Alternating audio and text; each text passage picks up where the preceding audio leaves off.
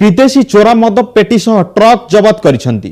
जबत होइथिबा mother आनुमानिक मूल्य प्राय 15 लाख हेब। घटनास्थल ट्रक ड्राइवर फेरार थिबा बेले 2 जण लेबर को पुलिस पचरा उचरा करुछंती। सूचना अनुसार मदगुड़िक अरुणाचल आसीछि बोली जणा पड़िछि। वर्तमान सुधा प्रकृत आसामी किए बोली जणा पड़ी नाही।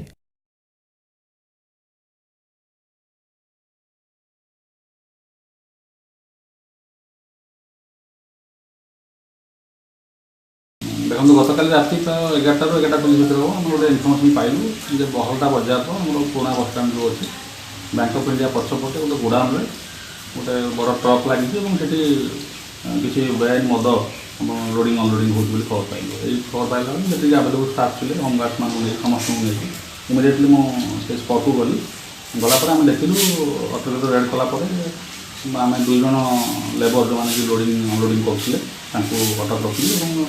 विपुल परिमाण विदेशी मद जोटा कि अरुणाचल प्रदेश सेलिंग अरुणाचल प्रदेश लिखाई मद बोतल अराउंड 200 ରୁ 220 पेटी पाखापाखि मद आम गोडाउन और ट्रक को जबत कर ट्रक समेत माल को लोडिंग कर ट्रक